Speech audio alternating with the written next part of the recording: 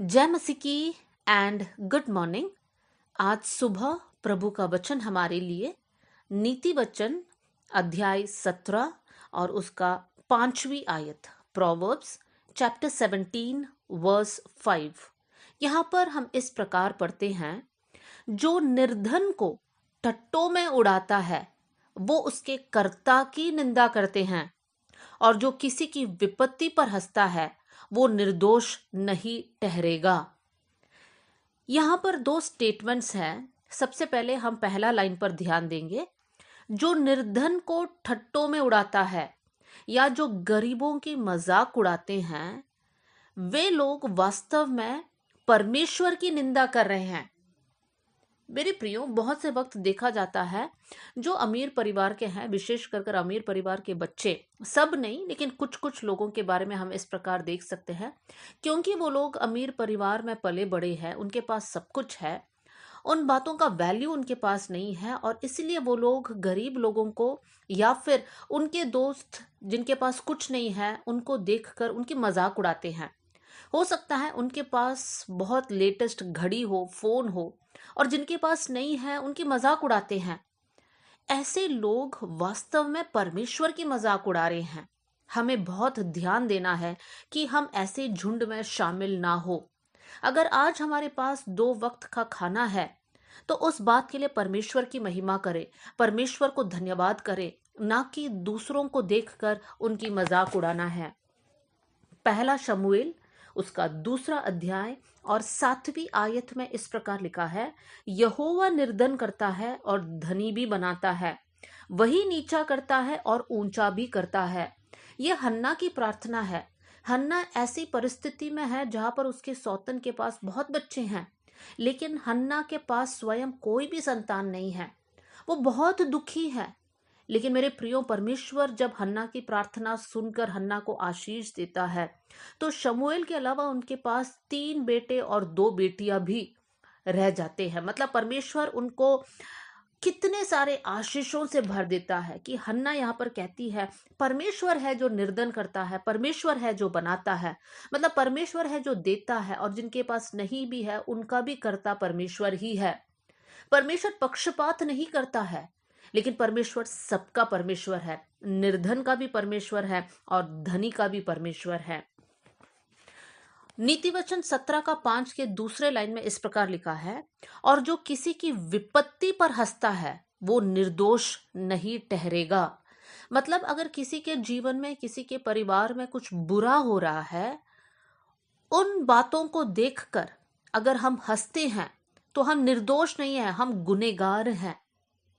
मेरे प्रियो, जब वो लोग जिनसे हम प्रेम नहीं करते हैं या वो लोग जिनको हम पसंद नहीं करते हैं, उनके जीवन में अगर कुछ बुराई होती है या कुछ ऐसे दुर्घटना उनके साथ होता है, कभी भी उनको देखकर नहीं कहना चाहिए, हाँ इनके साथ ऐसा ही होना चाहिए था, ये लोग बुरे लोग हैं, इन लोगों ने हमारे साथ ऐसा ऐसा किया था और देखो आज इनके साथ क्या हो रहा है, इनके साथ बहुत बुरा हो रहा है।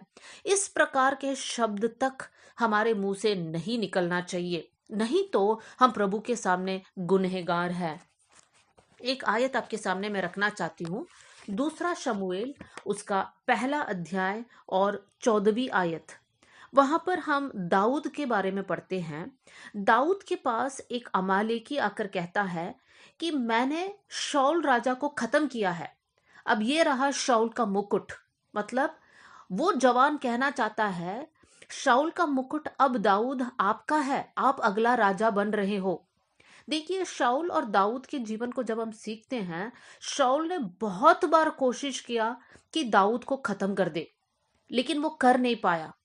और दाऊद के पास भी मौका था जहां पर दाऊद फायदा उठाकर शाऊल को खत्म कर सकता था, लेकिन दाऊद ने ऐसा कभी नहीं किया। दाऊद ने बुराई के बदले बुराई नहीं दिया। इनफैक्ट जो अमालेकी यहाँ पर मुकुट लेकर दाऊद के पास आता है, दाऊद तो खुश होना चाहिए क्योंकि दाऊद के पास मुकुट आ गया, दाऊद अगला राजा बनने जा रहा है, वो राज्य कर सकता है, उसके पास पूरा अधिकार है।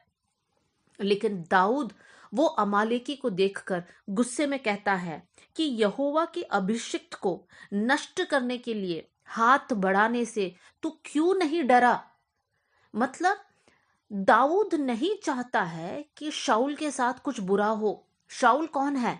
वो राजा जो दाऊद को खत्म करना चाहा, वो राजा जो चाहता था कि उनका खुद का बेटा योनाथान राजा बने और दाऊद राजा ना बने।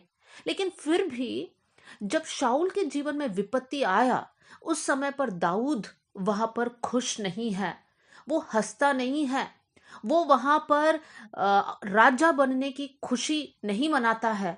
मेरे प्रियो, दाऊद के जीवन से हमें ये सीखना है कि जो लोग हमारे खिलाफ काम करते हैं, उनके जीवन में भी जब विपत्ति आता है, हमें हंसना नहीं है, हमें खुश होना नहीं है।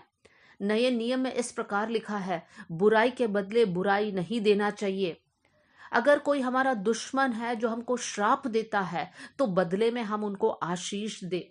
कोई एक गाल पे मारता है तो हम दूसरा गाल भी दे। ये है शिक्षा जो यीशु मसीह ने हमें दी।